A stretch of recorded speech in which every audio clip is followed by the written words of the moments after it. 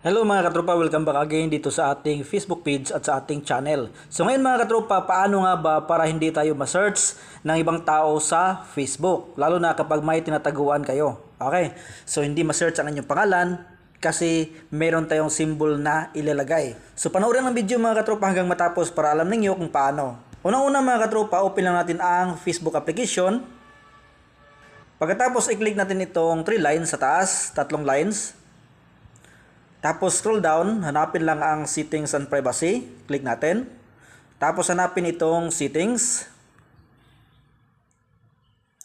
At i-click itong Meta Account Center. Dito sa gitna mga katropa, i-click nyo lang kapag updated ang inyong Facebook application. Tapos i-click natin mga katropa itong profile natin. Click natin.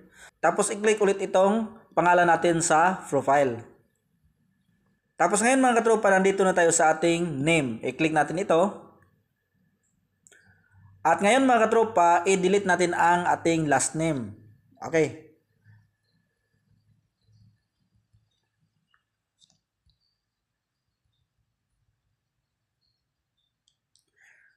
At ang ating first name. Okay. So depende na sa inyo mga katropa kung i-delete ninyo ang inyong first name.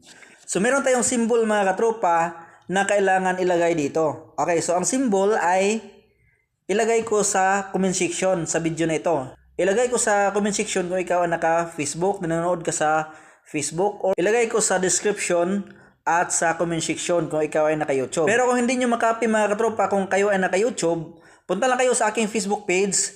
Nasa comment section sa video na ito, ilagay ko ang symbol. So ngayon mga katropa, open natin ang Messenger kasi dito ko sinave ang aking symbol. Okay, so ito mga katropa ang symbol. So sa last ng video natin, itong butterfly ang aking tutorial. So ngayon, meron tayong isang symbol. Okay, so i-copy lang natin. Kapag na-copy nyo na ang symbol mga katropa, nasa comment section, ilagay nyo sa Messenger or sa notes sa inyong mga cellphone para hindi mawala. Okay, so pagkatapos i-copy lang ninyo, copy. Tapos ngayon, balik tayo sa Facebook. Dito sa name. Dito sa first name mga katropa, paste lang natin. So ito na mga tropa ang symbol. Okay, nasa first name na, hindi siya masyadong klaro pero i-zoom lang natin.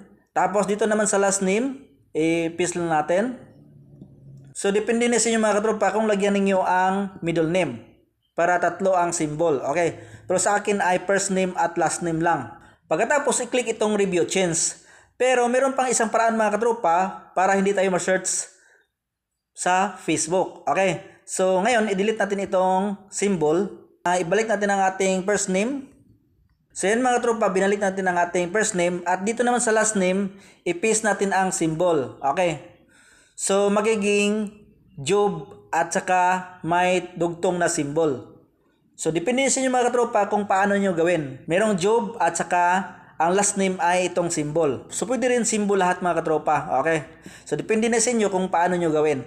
So, ngayon, i-click itong review change para ma-change na ang inyong pangalan at hindi na ito ma-search ng ibang tao or kung may gusto mag-search sa inyong pangalan, hindi na kayo ma-search. So, lalo na kapag may tinataguan kayong tao. So, yan lang mga katropa at sa nag-request nito, ito na ang video na ni-request mo. Kung bago ka pa lang dito sa aking Facebook page, huwag kalimutan i-follow at i-share ito sa inyong mga kilala. Humingi ako ng isang share bawat views para makatulong din tayo sa iba.